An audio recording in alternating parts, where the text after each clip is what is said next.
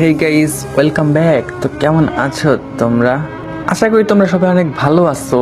তো গাইস, নতুন একটা গল্প নিয়ে আসলাম। তো আগের গল্পটা ওটা চলে গেছে আর কি, মানে ওটার মধ্যে ইন্টারেস্ট নাই। তো নতুন একটা গল্প নিয়ে আসলাম, এই গল্পটা অনেক ইন্টারেস্টিং হতে চলেছে। তো এই গল্পের ফুল ভিডিও, মানে ফুল গল্পটা একটা ভিডিওতে দিয়ে দিলাম।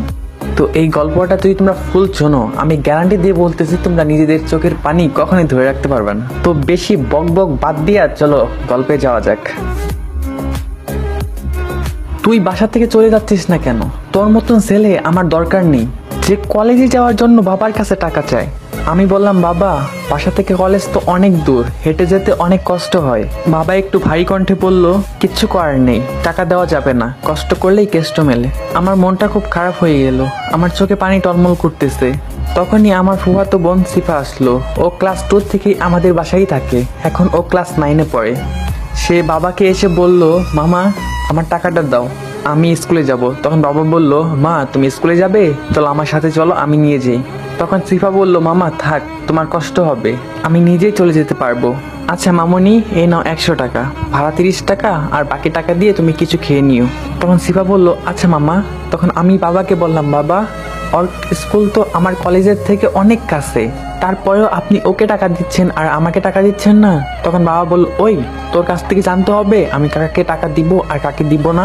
ওকে টাকা দিচ্ছি কারণ ও মেয়ে মানুষ, ও রোদ্রে হেঁটে গেলে কালো হয়ে যাবে, তাহলে বিয়ে দিতে পারবো না। আর তুই ছেলে মানুষ, তুই কালো হলেই বা কি। তখন আমি বললাম, তবুও ওকে খাওয়ার জন্য আপনি টাকা দিচ্ছেন। তখনই বাবা আমার গালে জোরে একটা থাপ্পড় দিল এবং বলল, তোর সমস্যা কি? তুই শিবাকে এত হিংসা করিস কেন? আমি যাকে ইচ্ছা তাকে টাকা দিব, তোর কাছে শুনতে হবে? আমার চোখ দিয়ে পানি বের হয়ে গেল। আমি কাঁদতে কাঁদতে মায়ের কাছে গেলাম।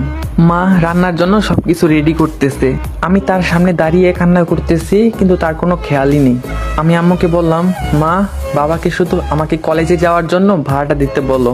কলেজে হেঁটে যেতে যেতে শার্ট ভিজে যায় ঘামে। তখনই আম্মু উঁচু গলায় বলে উঠলো, থাপ্পড় খাবি নাকি যাবি এখান থেকে? তুই দেখতে পারতেছিস না আমি এখন রান্না করতেছি? এখন বিরক্ত করিস না, যাই এখান থেকে। আমি বললাম, মা তুমি একটু বোঝার চেষ্টা করো, আমার খুব কষ্ট হয় হেঁটে যেতে। তখন আম্মু বলে উঠলো, কষ্ট করে মরে যা, যাই এখান থেকে, সর সামনে থেকে।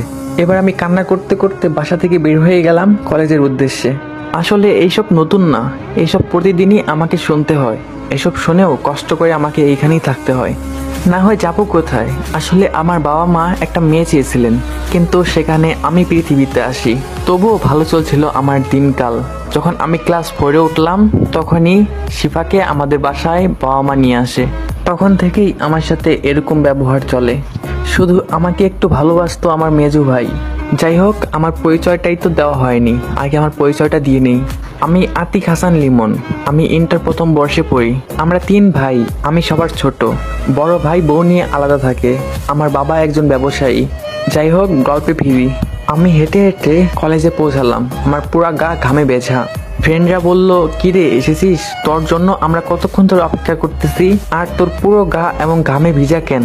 আরে আর বলিস না, দেখতে পাচ্ছিস না বাইরে কত গরম, এই গরমে ঘাম বেরিয়ে গেছে আর কি। তখন ওইখান থেকে আরেকজন ফ্রেন্ড বলে উঠলো, কি তোর চোখে পানি কেন? তুই কান্না করতেছিস নাকি? তখন আমি বললাম, না কান্না কেন করব, এই ময়লা টয়লা গেছে, এর জন্যই মনে হয় পানি বের হয়ে গেছে।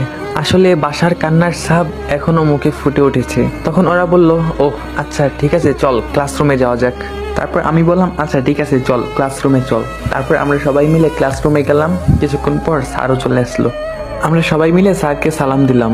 স্যার বলল, আচ্ছা ঠিক আছে তোমরা সবাই বসো।